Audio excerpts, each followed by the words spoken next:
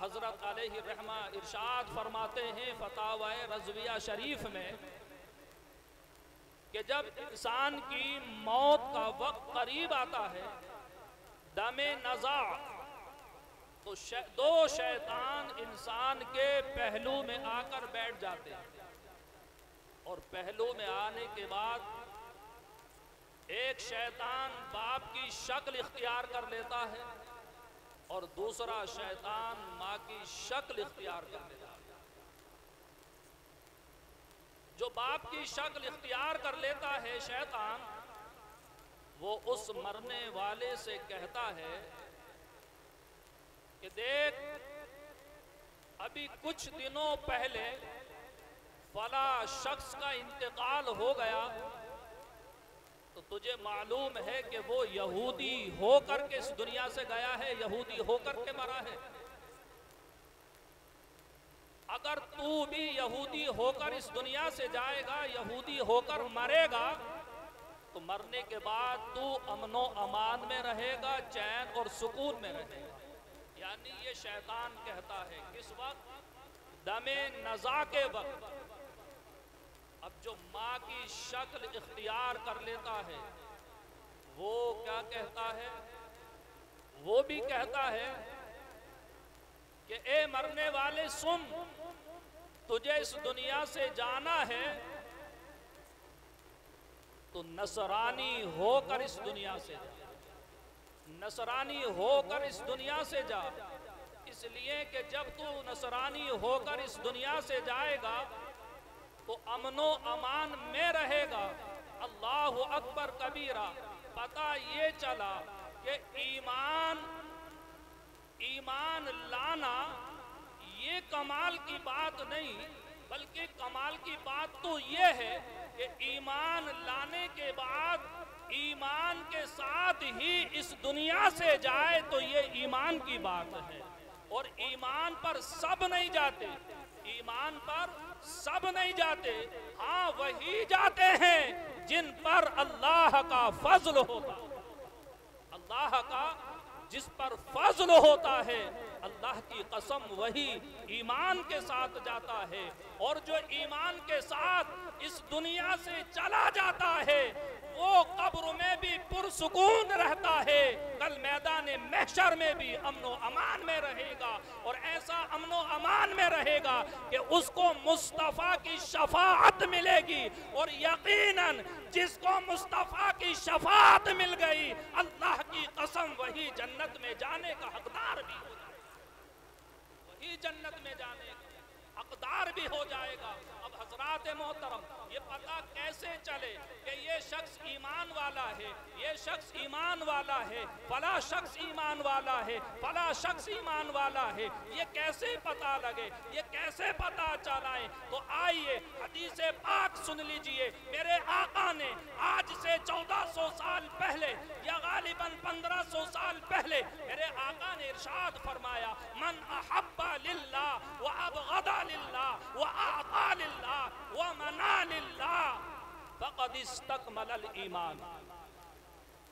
اب پتا چلا کہ جس کے اندر یہ چاروں کوالٹی ہوں، چاروں باتیں پائی جاتی ہوں، کون کون سی؟ من احب للہ، یعنی جو اللہ کے لیے محبت کرتا ہو، اس کے لیے محبت کرتا ہو، من احب للہ۔ ارے بات سمجھ میں آ رہی ہے حضرات کو؟ آنے والوں کو آنے دیجیے، میری بات سن لیجیے، اور میرے 5-6 منٹ بچے ہیں، وہاں شان آباد کا ان لوگوں کا خطاب ہونا ہے۔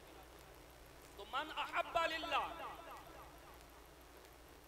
کہ جو اللہ کے لیے محبت کرتا ہے، اس کے لیے محبت کرتا ہے، اللہ کے لیے محبت کرتا ہے۔ وَأَبْغَضَ لِلَّهِ، اور جو اللہ کے لیے دشمنی رکھتا ہے، اللہ کے لیے دشمنی رکھتا ہے، اپنی ذات کے لیے نہیں، اپنے نفس کے لیے نہیں، بلکہ اگر کسی سے دشمنی رکھنی ہے تو اللہ کے لیے رکھو، اللہ کے لیے رکھو۔ اور آگے ہے وَأَعْطَى لِلَّهِ، اور جس کو یہ عطا کرتا ہے، جس کو یہ دیتا ہے تو یہ اللہ کی رضا کے لیے دیتا ہے۔ وَمَنَعَ لِلَّهِ، آتی ہے تو اللہ کی راہ میں خرچ کرتا ہے اور بری رسومات میں خرچ کرنے سے اجتناب کرتا ہے، بچتا ہے۔ تو حضرات محترم آقا ارشاد فرماتے ہیں فَقَدْ اسْتَكْمَلَ الْإِيمَانِ، اب یہ یقیناً مکمل ایمان والا ہو گیا ہے، مکمل ایمان والا ہو گیا، مکمل ایمان والا ہو گیا۔ اب اس میں 4 جگہ دیا ہے، من احب للہ وَأَعْطَى للہ وَمَنَعَ للہ۔ حضرات محترم یہ للہ للہ للہ للہ کا کیوں اس میں لفظ آیا کہ اکثر ایسا ہوتا ہے کہ جب کوئی بندہ نیک عمل کرتا ہے تو کہیں نہ کہیں اس کی نفسانی خواہشات اس میں شامل ہو جاتی ہیں۔ صاحب سن رہے نہیں آپ؟ نفسانی خواہشات اس میں شامل ہو جایا کرتی ہے۔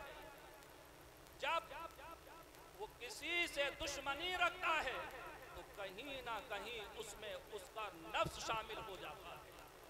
جب کہیں کچھ اللہ کی راہ میں خرچ کرتا ہے تو اس میں بھی کہیں نہ کہیں نفس شامل ہو جاتا ہے، اور جب کہیں کسی کو غلط کام سے منع کرتا ہے تو اس میں بھی کہیں نہ کہیں نفس شامل ہو جاتا ہے۔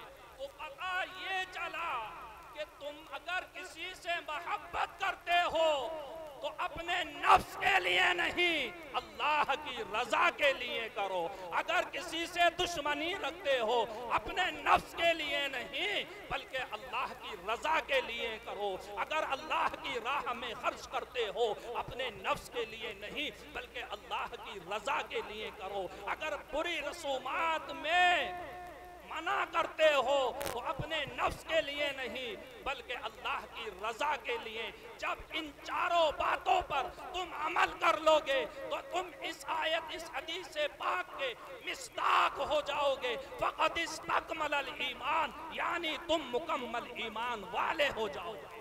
اور یہی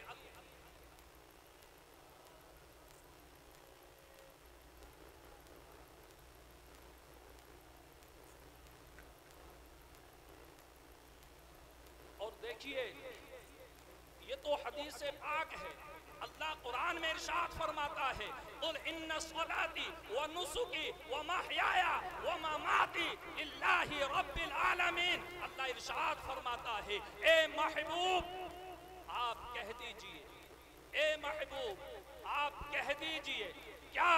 قُلْ إِنَّ صَلَاتِي کہ میری نماز، میری قربانی، میرا زندہ رہنا، میرا مرنا للہ رب العالمین، یہ سب کا سب اللہ کے لیے ہے۔ اور جب بندے کے دل میں یہ تصور یہ خیال پیدا ہو جائے کہ میرا سب کچھ اللہ کی رضا کے لیے ہے، اللہ کی قسم ایمان کہتا ہے میرا رب بھی کہے گا بندے تیرا سب کچھ میرے لیے ہے اور تو میرے لیے ہے، تو میرے لیے ہے۔ اللہ کی قسم اگر میرے رب نے یہ کہہ دیا اے بندے تیری عبادت، تیرا روزہ، تیرا مرنا، تیرا جینا، تیرے صدقہ و خیرات سب میرے لیے ہیں اور تو میرے لیے ہے، تو اس کی دنیا بھی کامیاب ہے، مرنے کے بعد قبر میں بھی کامیاب ہے اور انشاءاللہ کل میدان محشر میں بھی کامیاب ہے۔ کہو تو صحیح، کہو تو صحیح، ہماری زبانوں پر یہ جملے آتے کہاں ہیں؟ جس دن یہ جملے آ گئے کہ مولا ہمارا سب کچھ تیرے لیے ہے، سب کچھ تیرے لیے ہے، تو پھر دوسری حدیث بھی مجھے یاد آتی ہے من کان اللہ کان اللہ لہو ومن کان اللہ لہو لہو الکل، جو اللہ کا ہو جاتا ہے اللہ اس کا ہو جاتا ہے، اور جس کا اللہ ہو جاتا ہے تمام کائنات اس کی ہو جائے۔ پھر تم جس کو جو اشارہ دو گے وہ تمہارا اشارہ ماننے کو تیار ہو جائے گا۔ حضرات محترم جو ایمان لائے عمل صالح کیے اللہ کی قسم ان کی دنیا بھی بہتر ہے اور مرنے کے بعد بھی انشاءاللہ ان کی آخرت بھی بہتر ہے۔ اللہ کی بارگاہ میں دعا گو ہوں مولا جو بھی کچھ میں نے بیان کیا، بیان کرنے میں کسی بھی طرح کی لغزشیں ہوئی ہوں مولا معاف فرمائے. استغفر اللہ ربی من کل ذنب و اتوب الیہ. السلام علیکم ورحمۃ اللہ وبرکاتہ.